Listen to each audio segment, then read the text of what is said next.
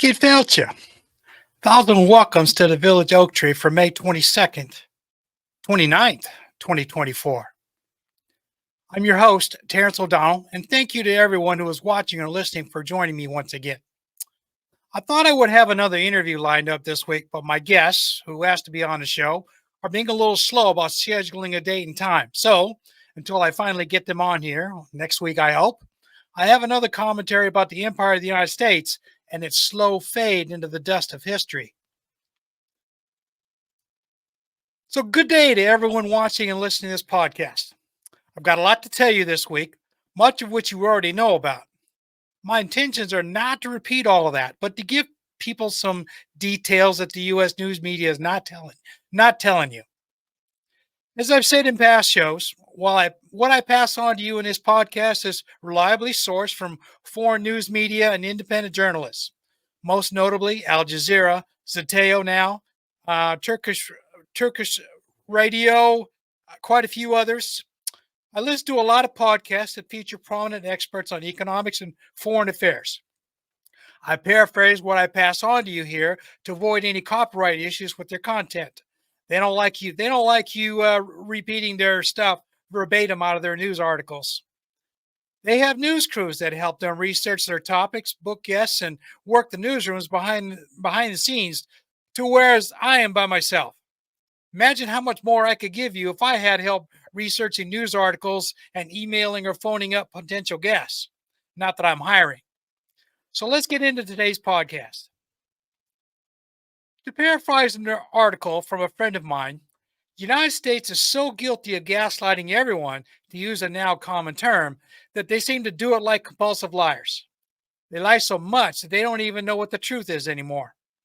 The lies just keep coming out on the public airways every day to spin a narrative they want the world to hear.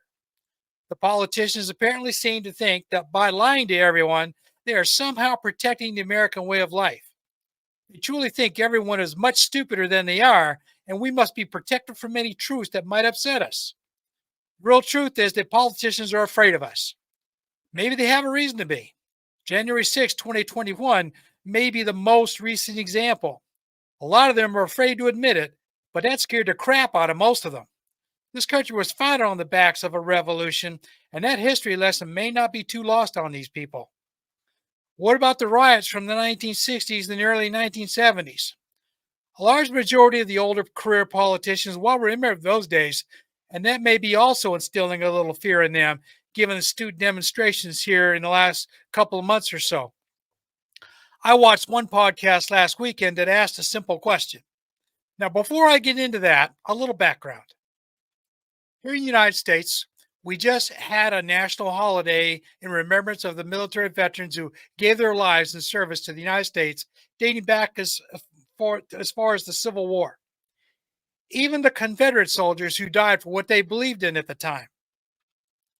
Not all wars in America's past have been for the game of empire, but all the ones since World War II have been. I've talked a lot about that here in previous episodes, so I won't repeat any of that today. I'm a career veteran of the United States military. I served on active duty in the reserves for nearly 24 years between 1974 and 2004. I will never disparage any veterans or currently serving soldiers, sailors, Marines, and airmen who volunteered to serve for whatever their reasons. We all served our country, whether we knew why we were doing what we were told to do or not. I know I never asked any questions until my 8th and last deployment to Afghanistan in 2002. I saw a lot of things that made me ask myself, why are we here?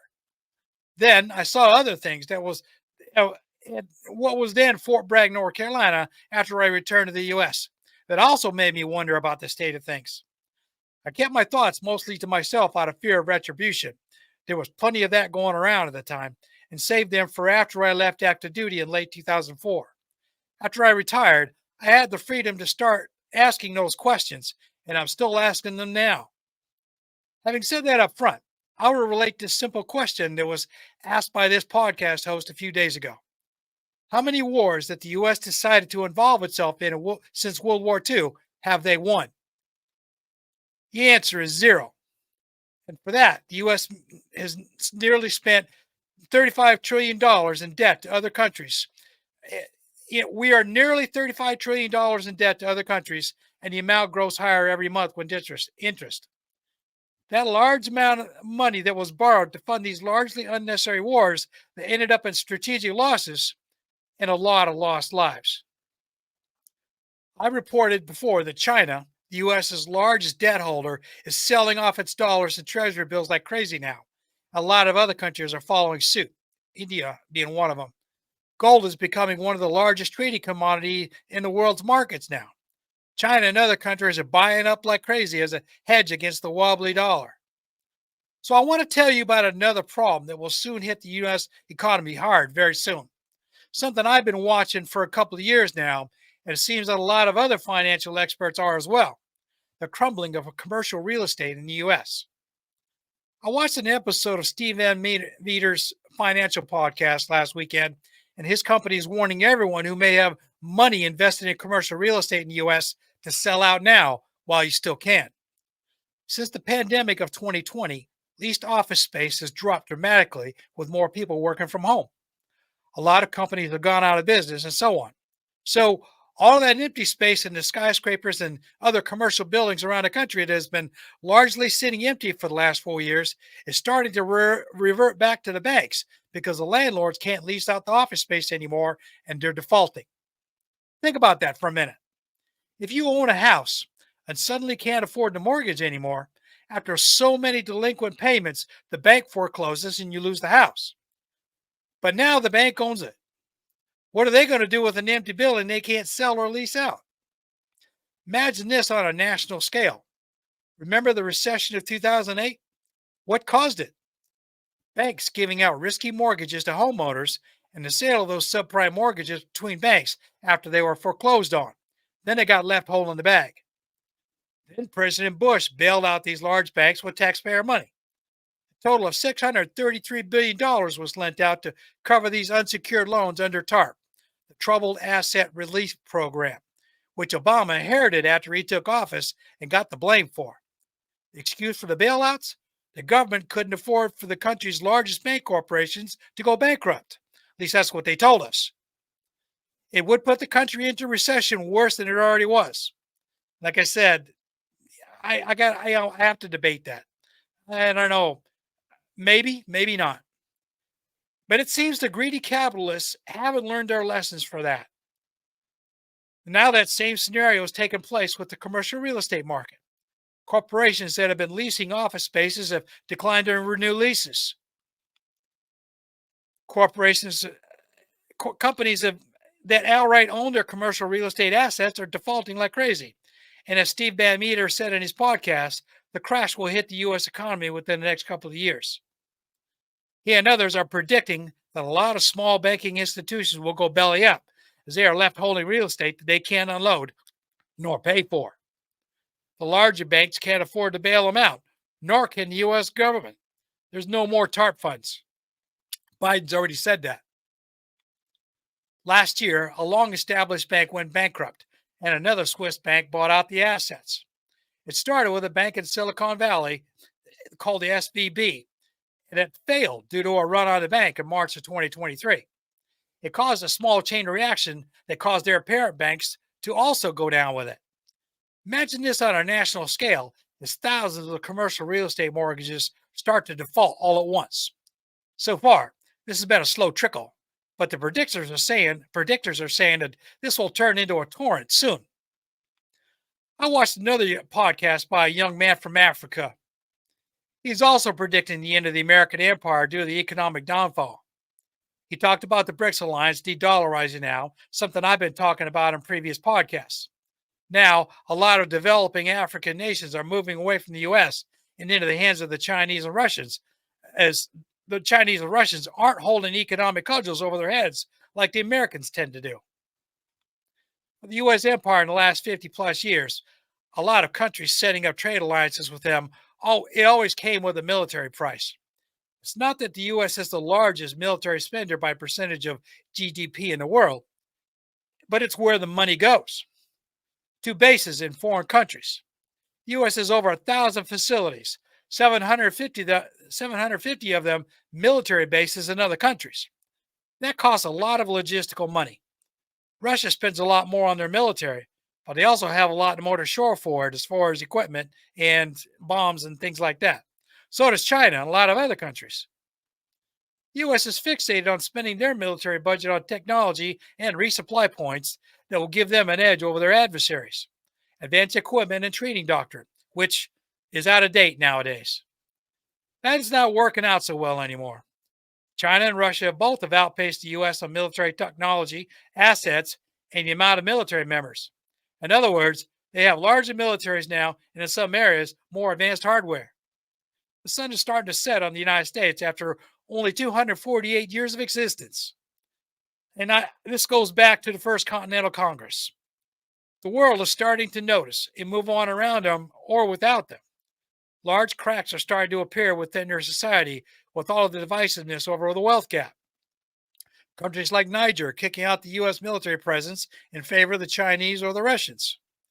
The Chinese just held massive military drills off the coast of Taiwan in the face of their new president, with the U.S. nearly powerless to stop them. And I say that only because they never showed up. You might notice that the only response that made the news in some U.S. politicians deciding to schedule trips to Taiwan this week to show solidarity with the new government, which China will watch very carefully. They might even have something to say about it.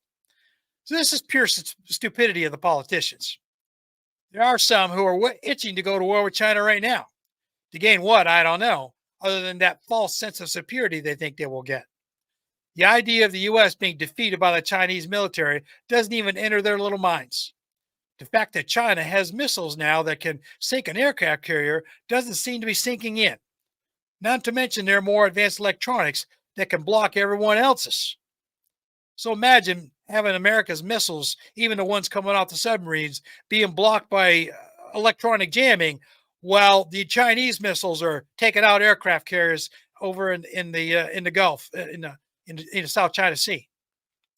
You have to notice the absence in the press about any U.S. Navy warships in the area to try and ward out the Chinese military training drill. Don't think the world isn't noticing. Will this little absence make President Marcos of the Philippines rethink his alliance with the U.S. now? Well, I bet you they're talking about it. Last week, 3 more European countries defied the U.S. and its allies. The big thing is they decided to recognize Palestine as a state in defiance of the U.S. mostly and the West in general, the EU in this case. It's a momentous event to a degree. Now, Ireland was not much of a surprise, as they have been supporting a 2-state solution for Palestine for a long while now, and they stood up to the Israeli Zionists from the beginning, since last October. Spain and Norway were the surprises, Norway especially. This will give the impetus for more smaller nations to get on board and do the same quickly now. Slovakia has already pledged to recognize Palestine. 146 countries out of 192 UN members are standing up for the Palestinians now. The snowball is gaining speed as it gathers more momentum. The UN will have a harder time ignoring it now.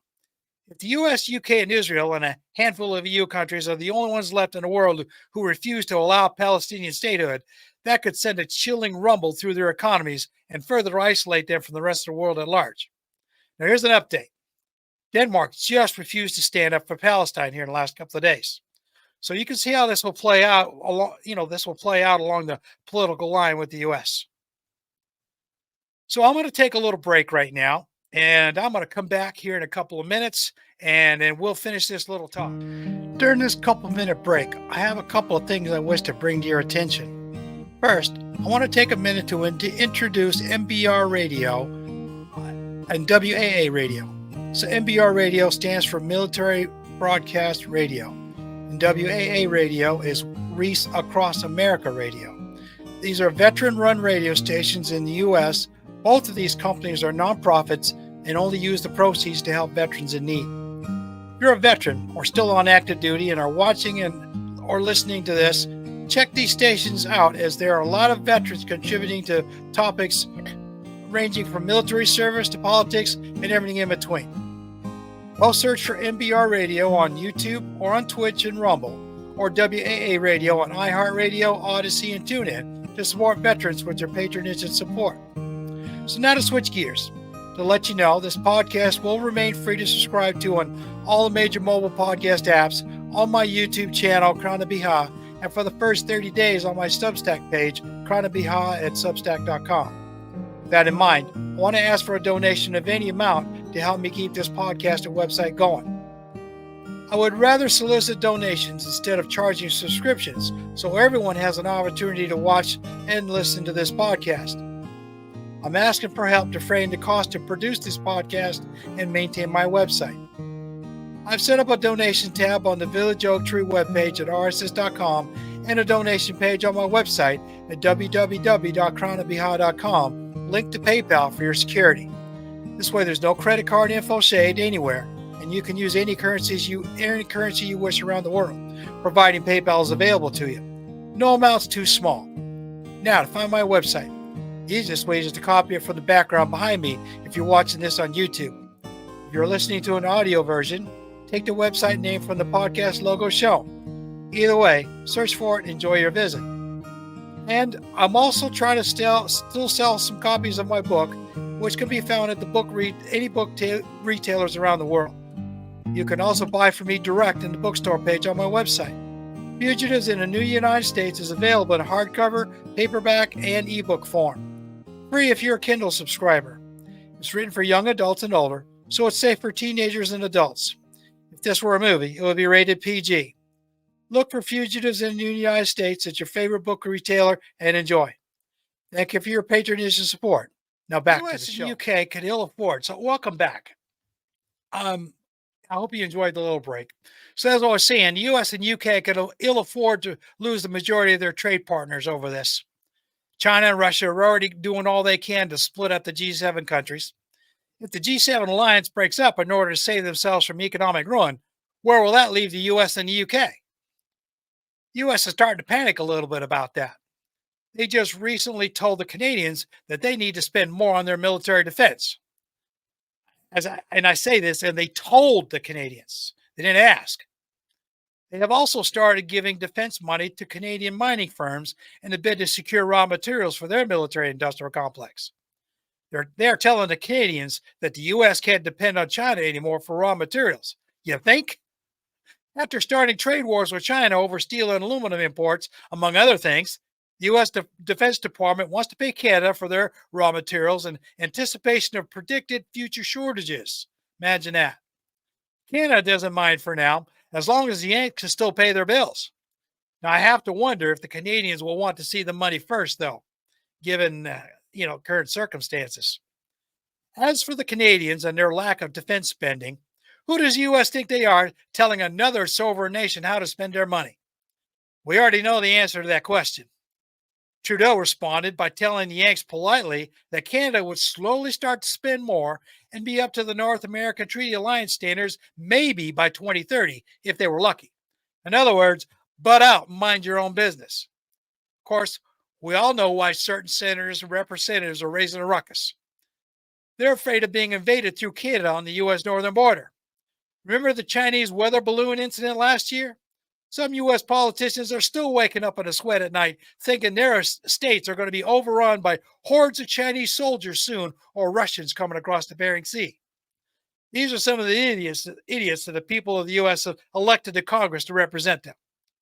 We all know more of these idiots in the news in the last few years. Is this the best the Americans can do for political leadership? It is starting to tell across the world as other countries cut the U.S. loose and shake their heads in wonder. It's no wonder that the U.S. is starting to fade on the world stage. They've overextended themselves on stupid wars in the last 73 years since the disaster in Korea in 1951. Each military failure taking a large chunk of their culture and economies. All for the pride and vanity of the then elected leaders. Defending South Korea in 1951 was a good idea, but the execution of the mission objective was severely flawed, and the U.S. is still technically at war, on paper that is, with North Korea to this day.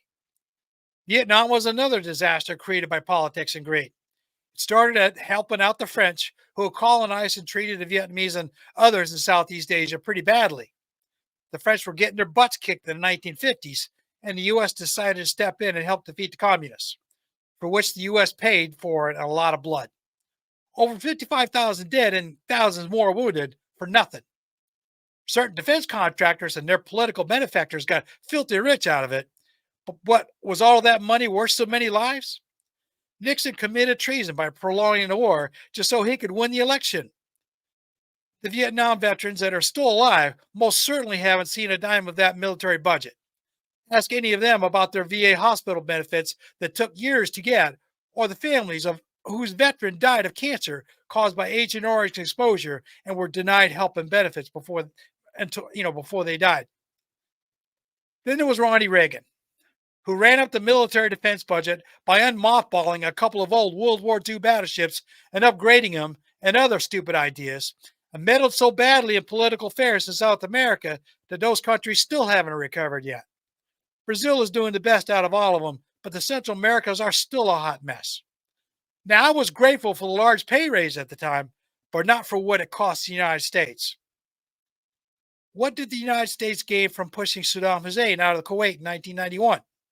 They gained the gratitude of the Kuwaitis and other nearby nations, which equated to a lot of oil deals. But a lot of military experts knew what was likely to happen if they didn't finish the job. They were mostly right. A lot of people died in the region during Saddam's reign of power, and some of that could have been prevented if the U.S. had chased him all the way to Baghdad in 1991 and shut down his war-making ability. We probably wouldn't have needed to return again in 2003. Of course, the other worst thing the U.S. did was send over a stooge once Saddam was defeated in 2003 to set up a new government. When Paul Bremer took over and fired all the Ba'athist officials, military, and police, he created another disaster that is still reverberating over there 20-odd years later. Afghanistan and Iraq were other examples of greed and politics gone wrong. A cowardly president who buried the country in debt, even more so than his Republican predecessors, all because he wanted to be a famous wartime president with 2 terms at the cost of over 7,000 American lives. For what? His own vanity and to satisfy the military-industrial complex. 9/11 was his ticket to glory to cover up for what would likely have been a mess during his first 4 years of office. As I've said numerous times, George W. Bush is an idiot, always has been, and was just a puppet for his dad's cronies and Cheney and all the rest of them. Just as an example, the recession of 2008 started on his watch, but he passed it off to Obama. Imagine what other stupid decisions he would have made if the terrorists hadn't provided him an opportunity to be the face of revenge back in 2001. His greedy capitalist cronies made a ton of money out of it, and George W. became known as a war criminal for his actions during the wars he started. Not that he will ever be charged, but the people in Afghanistan and Iraq all know him for who he is, and so do a lot of former soldiers who fought in these wars. Now look at what the U.S. has become involved with. They had to side with the Israelis in every way. It's bad enough that the American taxpayers have been subsidizing apartheid since 1967. They helped support the first Nakba in 1948. Now Genocide Joe has put himself into a corner with little way out because he stood with Israel while they carpet bombed Gaza and have now killed nearly 36,000 people and wounded and maimed thousands and thousands of others. That body count is an underestimate, as they have no idea how many are buried under the rubble yet, if they will ever truly know. As of last weekend, Israel has bombed a refugee camp in Rafah under the pretense of going after Hamas terrorists who were supposedly seen in the area. They say they killed them. Is that a coincidence that just hours before, Hamas fired off 8 rockets or so into Tel Aviv in retaliation for all the dead and maimed by the IDF? They have also raided the Kuwaiti hospital in Rafah, causing it to be shut down now, killing 2 doctors, and now Rafah is without a hospital, such as it was.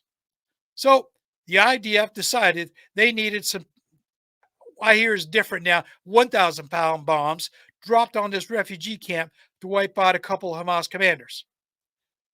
Then Netanyahu tells the world, oops, sorry, we made a mistake. A tragic error, he says.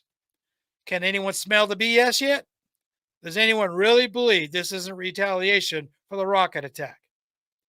Now, there's a Guardian article out now about how Netanyahu government has been spying on and harassing the ICC prosecutors for years, ever since they started investigating Israel for crimes against the Palestinians. Supported by the U.S., as the previous ICC prosecutor was investigating the U.S. for complicity. This is what the U.S. taxpayers are paying for, putting them trillions of dollars in debt. This is what's costing the U.S. Democrat political party a lot of votes now. It's time to stop the madness. Between the trade wars with China and Russia and other countries who don't want to acquiesce to American authoritarian terms, and now this serious loss of credibility with other nations of the world, the empire of the United States is crumbling more and more with every passing month. Let me state here, I'm not a fan of free trade. NAFTA broke the back of the U.S. economy 40 years ago and it never truly recovered. But fair trade tariffs are fine. Most countries expect them.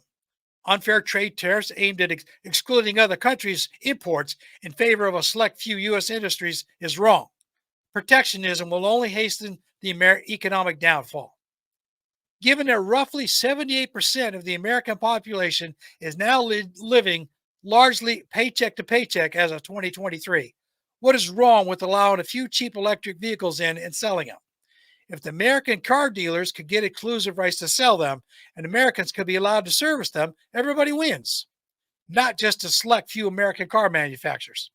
As I said last week, this smells like a re-election ploy for Biden when he sorely needs the boost.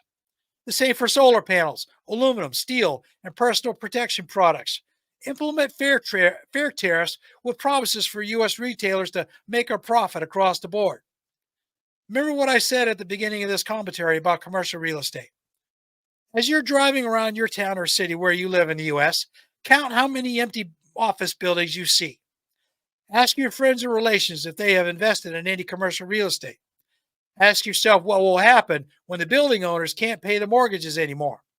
Everyone of adult age now should be able to remember the recession of 2008 and what happened to the U.S. economy back then.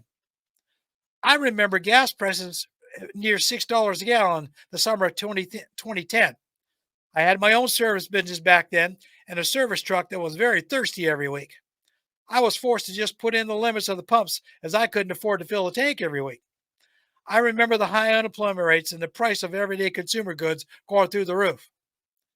If the commercial real estate system crashes like the residential real estate markets did in 2008, Americans will experience this again.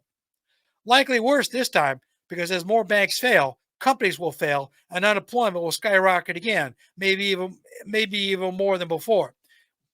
1930s all over again, maybe even worse. Because the U.S. doesn't have the manufacturing ability it once had, thanks to NAFTA and other policies like it, the economy will collapse and poverty will hang over the country like a ghostly specter. The U.S. doesn't have any more friends it can borrow money from to get them out of the hole anymore, especially now with all the support for Israel's war crimes and criminals. It's bad enough that the U.S. and its allies didn't do enough to lift the apartheid conditions in Palestine all those years since 1967. Presidents have tried since Jimmy Carter to set up a two-state solution to no avail. There have been half-hearted attempts, as in the Oslo Accords, but they largely favored Israel. See how that worked out now. So to circle back, the U.S. is in big trouble abroad and at home. It's time for the elected leaders to take stock of their domestic issues now. Stop sending military money and equipment overseas to lost causes. Ukraine is such a mess right now that their only hope is a peace agreement that leaves the western part of the country intact with a pro-Russian president. I'm not in favor of that, but Putin will insist on it. Putin will also insist that NATO must pull completely out and promise in writing a new treaty that they will never try to move in next door to Russia again. Finland's bad enough and may eventually feel the pinch with Russia. If the West is lucky, Putin may only insist that NATO abide by the old treaty of 1997 with a couple of minor changes, like ceding permanent control of Crimea and the Donbass region on the eastern border of Ukraine. The U.S. needs to cut off all funding to Israel and insist on a two-state solution for Palestine. Stand up to Israel and side with the majority of the rest of the world if they're to regain any credibility. The U.S. will never regain what it had, but it may be able to save what little they have left. With all that's going on, start focusing on domestic issues more. Infrastructure upgrades and repairs, which Biden says he's done with that little thing he passed a year or so ago, but The Republicans blocked most of it, so it's not really going anywhere. Doing something about the growing homeless population, something I mentioned to you last week, over 650,000 and growing. Push for more climate friendly energy alternatives and stand up to the fossil fuel industries, which are killing a lot of people. Clean up the government, force out the crazy lunatics in Congress, force the retirement of certain Supreme Court justices with the threat of public impeachment. The same for district court justices as well. Force the MAGA cult back underground where it belongs. Turn that empty commercial real estate into public housing for homeless, as someone wrote a while back. The feds could buy up the distressed properties under the old New Deal legislation from FDR's time and repurpose them to alleviate the homeless problems. It won't all go away, but it could be dropped down to a more manageable amount. Put people to work remodeling all that property to turn offices into small apartments. All of these ideas are not new. People have been talking about them for a long time, but the US government is so gridlocked over personality issues, they can't see the forest for the trees. That needs to stop. If the blue collar, working class people could see a positive future ahead, they would likely elect saner people to represent them in the legislatures, both at the state and the federal level. As I said before, most people just want decent paying jobs with healthcare options that won't bankrupt them. They want decent school choices, fair prices for consumer goods, to include food. They want safety for them and their families. By returning back to being a moral country again, the protesters would go back to studying again.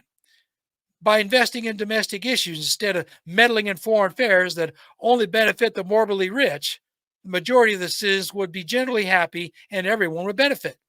Trade partners will return and everyone will prosper. Well, mostly everyone. This whole misconception of making America great again is such a joke. The United States was never great. They murdered, lied, cheated, and stole everything they've had ever since the days of the Barbary pirates, and probably even before when they were killing off all the indigenous people here in the United States. And they want that to continue. Trade deals are only made on their terms, usually at somebody else's expense. The idea that the United States is and has been a great country is all a media blitz going back over 200 years.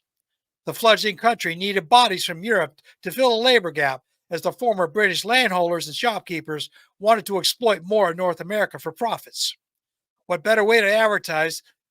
What better way than to advertise land and opportunities for wealth and freedom in a new country? That commercialization of America is still going on today. It's all smoke and mirrors. Once people from other countries arrived, they were set upon by the poor people already here from previous trips who were afraid that the new immigrants were there to steal their chances for wealth and prosperity. My own Irish immigrant ancestors were part of that. The rich promoted this by design to keep their labor expenses down and profits up. Does this sound familiar?